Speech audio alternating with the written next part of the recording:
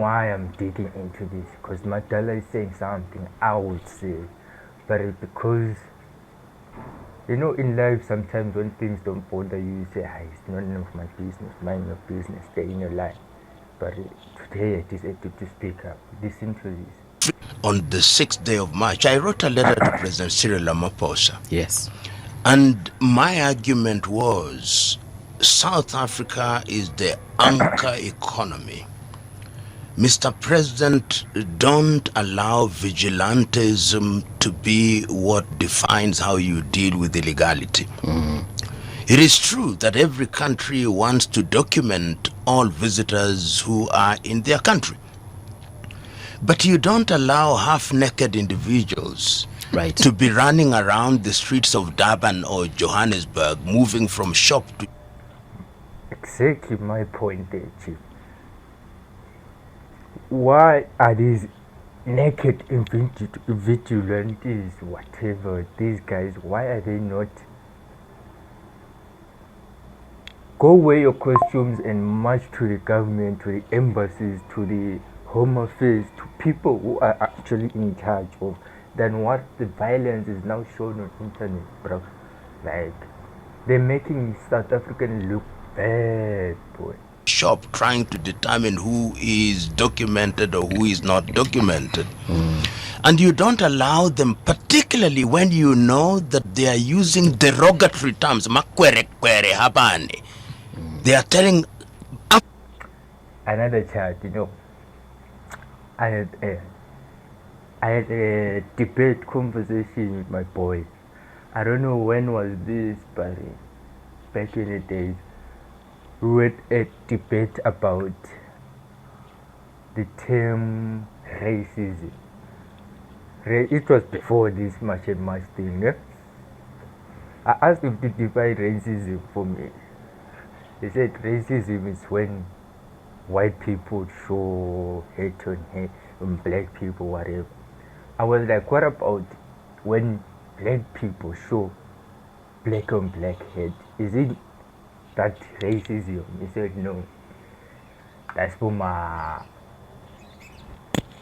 What was his answer? But he said that's not. But I asked him, after that I asked him, define racism. His definition is still sticking on racism is white people showing hate on black people. I was like, nah, boy. Yeah, you're confusing English now. You feel me? Racism, the really meaning of racism is the act, the hate. Africans leave. When I wrote that letter, I received several letters from... It's the act, the hate, the actions. Whether I'm black or pink or purple, but if I'm showing hate to another human being, that's racism. You feel me? White people coming here slaving you, that's what you guys took the term of racism, and we thought it only works for white niggas only, but that's not it. Even black people are racist, so I can't leave my pose, go join racist people to march and march, bruh. Letters from South Africans. Okay. Some of them... And I wonder how the president said, 5 boys. 5. You can tell with these guys out of order. As you can say, they're wearing vigilante costumes. I know it's our culture stuff, but don't do that on a public platform. You can do it KZN, the president will like it, but now you're going too much. Do too much, boys. Were very angry with me, and I responded to each one of them with history. Some of them then apologized. I told them, you cannot be in a position where you are telling everybody to go, and some of you are saying documented, some of you are saying all must go, and you are creating an environment where you instill fear in everybody. You are looting shops and all these. And none of the South African leading politicians, I listened to them, they were trying to justify the unjustifiable. And their claim is that fellow Africans are taking away jobs from them. A complete lie. Fellow Africans are creating jobs for them. If you've gone to South Africa, see individuals from Somalia, from Ethiopia, from Nigeria, from Ghana, from Kenya. They are the ones who are creating jobs where there were no opportunities, or there appear to be no opportunity. They saw them and they are creating jobs. So even if they were not documented, I would regularize them because they are adding value to the economy. True. But because, and permit me to say this very painfully, black South Africans are suffering from what is called the Stockholm Syndrome. They love their tormentors who are white. I tell you, this man will hit the words that I don't know. If you have a Stockholm Syndrome, I need to put that on my notes. That's what black people are suffering with. Not to the hunger, poor, whatever. He said it. His words, not mine. Go better. Black South Africans are suffering from what is called the Stockholm Syndrome. They love their tormentors who are white. That is why it is not even xenophobia. A friend of me corrected me. It is afrophobia. Okay. It is Africans that they do not want. It is the whites who still control over 70% of their land. It is the whites who run an... Why are we not going to get this 70% of the land? And we're marching for useless jobs. Uma Uber driver, uma scooter guy. Why are we fighting for crowns? Why, Baba? Let's go get the lands and stuff, boy. Leave the crowns for everyone. enclave called Orania, where blacks are not allowed. I know of Orania. So when you look at it and you see even the very cagey responses by Matemela Cyril Ramaphosa, it is only after 1 month that he's now coming up and making an address, trying to be as diplomatic as you can be. But you can see in his heart of hearts that he is with the men and women in the streets. Because these individuals, through their utterances, have led others to commit murder. 5 Mozambicans dead. They have led others to lose their property. The Ghanaians have taken away or repatriated nearly 300 of them. The Nigerians are saying, and then they are saying that their fellow Africans are criminals. You would imagine that if you took away all the criminals, then South Africa would be heaven without any crime. Yet statistics tell us that there, Chief, that one small line, Chief, it proves how uneducated other people are, Chief. You can't tell me you are able to chase crime, like crime rate. Bro, it's not only Makwere in prison. It's not only Makwere in Tanyane and Sin City, there, boy. It's us, most of us, boy. God, that's the fact, bro. 50% of those in jail and counting are South African male, which means that they are the ones who are committing the crimes. If there is one odd non-South African who is engaged in this, let them be dealt with in accordance with the law. And my good friend Julius Selo Malema said something with which I agree. Yes. They have started going for the foreigners. When they are done with the foreigners, they'll now turn on Veda, on Venda, Pedi, and Songa, giving meaning to that famous... That's where it's going, yeah. That's where it's going. Because the tribe is showing us they want to take over, bro. Last elections, they made their own party from nowhere. This time, they're making laws and regulations. Next thing, they'll tell you they want their king from KwaZulu. And they once proposed with that. So, next thing we might be saying, they're much too much is now a party. They want Gizo to be president now.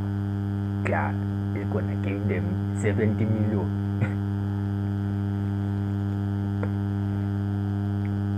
If you remember City by Martin Niemöller, first they came for the Jews. And I said nothing because I was not a Jew. They came for the communists. This motherfucker hits the bars, boy. This is history, boy. It happened again on that story of Jesus. The Jesus story, they tell us Christians, Jesus died for our sins so he can wash, whatever. No, that was not the case. The Jews came for the Christians.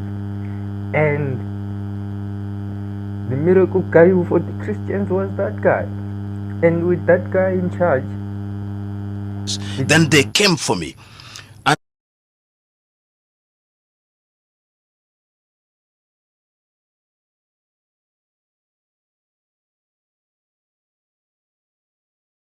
came for me. And the Jesus story. The Jews came for Christian king, son of God, because they knew if that guy stood his ground, bro, the Christians could be the supreme beings of this country. They could be running shit in this country. We could have free electricity, free water, free wine, free stuff. The world was gonna be run by free shit. You feel me? But because us black people, we created a light bulb, and the white guy created electric bill. Whatever hope we create, that the administration of Cyril, whatever you create, they create a receipt, a slip, a bill, a tax, just to suppress us. But never mind that. Let's step in. Tamela will do something about it. This idea that they are sending envoys is a scatterbrain. We must call it by its proper name. Don't they have ambassadors in Kenya? Has the Kenyan ambassador, South African ambassador to Kenya spoken about it? And the ambassadors everywhere, have they spoken about and against it? And we must remember, during the struggle against apartheid, statistics tell me that anything between 40,000 and 60,000 South Africans were in exile. Yes. In Mozambique, in Tanzania, in Zambia, in Kenya. I remember living next to a South African family in Jericho, and they never left. As I speak to you now, it is estimated that nearly 1 million South Africans live outside of South Africa. Okay. Acceptable. So when one sees what is happening, this afrophobia, where they are telling us go and repair your country, and I think some of them have never traveled, and they must imagine that the biggest problem. They think everywhere is still colonization, chief. Big example I can give you guys, Elon Musk. If the world was still colonized like you guys wanna colonize it like this, Elon Musk must not be allowed to go have a Tesla company out of country.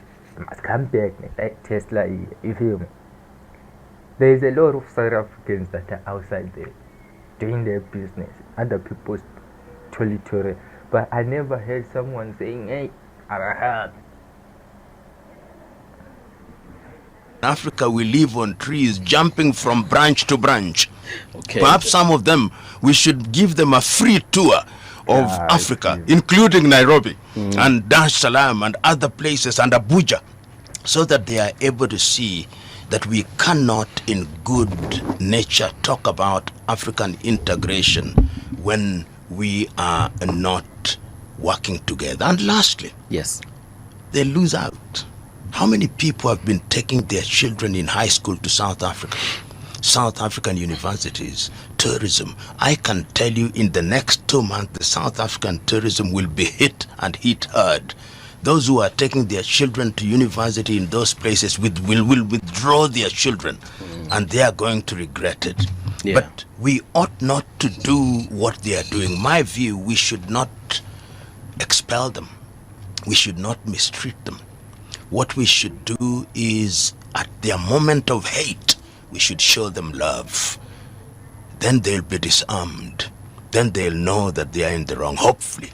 And then I hope to see that the leaders of these gangs should be arrested and prosecuted. It is only then that I'll know the South African administration is serious Not what about they're this doing thing. now. You can't say we're serious by giving people who are doing much on much 600 million. 600 million, bro. This guy promised people 10,000 jobs. I'll play that Julius Malema clip after him. This guy promised people 10,000 jobs. You think that 600 million couldn't open another dying warehouse? Hire 10,000 plus people to run the warehouse. Isn't that creating jobs than what we're doing? Let's think like people this time, guys. Let's not use inkabi lapha zibe zizosigibela ekhanda lapha. Abahamba bedlala labashana babo le. The question of sensitivity must also be wedded with the question of government responsibility. It is the duty of government to ring fence certain areas from the get-go. I get into South Africa, the government from the get-go would say these areas of business are reserved for the locals. Yes. And if they are not reserved for the locals, then they can be in partnership with a foreigner up to this percentage. So failure of government to ring fence these things is what sometimes leads to the situation that we find, the so-called spaza shops, which they are complaining about. And I heard my good friend Kagoro arguing that, in fact, when you destroy the spaza shops, who are you helping? ShopRite. Yes. Because immediately there are no kiosks or spaza shops. Where will you shop? The supermarkets. And where there are these spaza shops, the ShopRites don't thrive. So it's saying unknowingly they are actually aiding the white monopoly capital, because the reality, and Malema said it, okay, 300 Ghanaians have left. Now show me the 300 jobs that they took away from you. Of course, he's saying it tongue in cheek, but he's saying the opportunities are not self-evident. They are created. And you also ought to have fighting for is not there. So why are you wasting all that?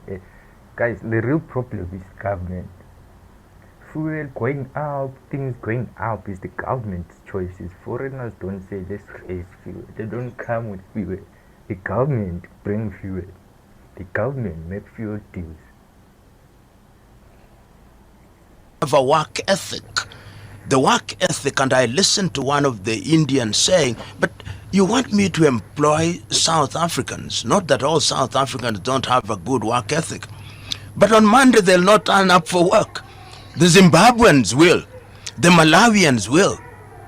The Mozambicans will. Because their motivation is totally different. They want to make the rand and send it back home. So it's a combination of factors which, in my view, demanded that the government ought to deal with it well. And CT was right that the invisible political hand, when you can't solve it and you can't explain it, externalize the enemy. And that is exactly what is happening. All your problems to the foreign migrants. And remember, they are now saying there are two groups of them. Operation Dudula, which is very active in KwaZulu-Natal, and March on March, which is also very active in KwaZulu-Natal. Right. And the whole idea, by the 30th of June, they are speaking with both sides of the mouth. One side is saying only undocumented. The other one is saying even documented. All of them. But even if you are documented, hasn't the environment been made so toxic? Before you explain yourself and give your papers, which upon display may also be destroyed, people are thinking of leaving. Actually, People are selling their items. the best thing is just to leave. Yeah, that is what is happening. Don't risk it, yeah. Don't risk it. And what South Africans don't know, it can happen. People may boycott MTN. People may boycott Stanbic. People may boycott ShopRite. People may boycott Mugs and Beans. and all these outlets which are taking money to South Africa, which is helping them enjoy the quality of life that they are enjoying. They don't see the total picture. They only see it from a very narrow, myopic perspective. And their politicians are not helping in this regard. Prof, how would a politician, and I'm asking this because I want to understand, how would anyone, forget even a politician, benefit from this kind of division in South Africa? Your typical African politician is not interested in the welfare of the people that they need. Yes. So as long as they have an environment where they can go into parliament and make their own money, they don't care whether the people are poor. In fact, they love them when they are poor. Because when they are poor, you can always give them 10 rand or 20 rand and they run to your rallies and you think that you are now a big man because some 30,000 individuals have attended your rallies. So they don't care. In countries where politicians care about their people, the language is totally different. The language is, if they are undocumented individuals, we give you a 30-day moratorium, regularize. But that is not the language that we are hearing in South Africa. The language is, leave, you are taking away our jobs. Even a driver is saying a doctor is taking their job. Leadership is about clarity. Yeah. Yeah. Let me be a little blunt, CT. Yes. There is something that I've admired about the Agikoyo in Kenya. Yes. They see opportunities where you don't see them. Yes. The Somalis. Yes. Who today, when I want to transfer money from Dubai, I simply go into a forex bureau and cause that money to be received real time. Yeah. So what should we emulate? We should now emulate them and say, how do we make sure that this thing is mainstreamed? Yes. And if there are certain weak communities, particularly even if you are to talk about Kenya, for example, then we say there are certain businesses that we'll reserve for the locals. Yes. Because this is an area they are weak, therefore this is affirmative action of an economic kind. Yes. But the others, you teach them. Yes. They learn. Then in the next 15 years, they'll be as good as you are. That is the attitude that should be replicated. And you said something a little earlier.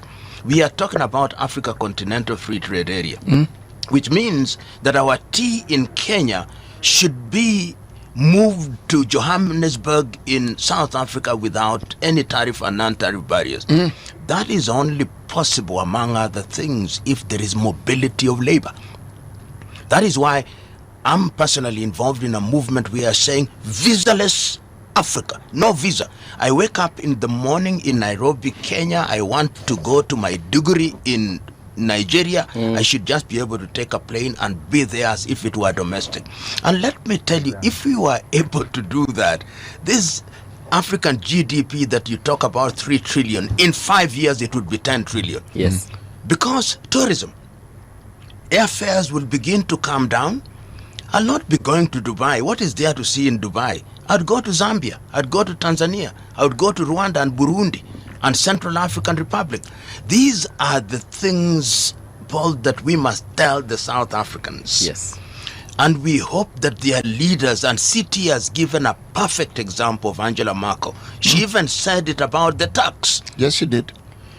Let us have leaders who are resolute, who are able to say we are not going to allow this namby-pamby, these nice speeches which don't yield much are not going to help anybody. If you're still here, that's the end of the video. See you on another one. Let me go react to another one. I want to see what's happening aside. So check me out on the next video. Make sure to like, share, subscribe. We out.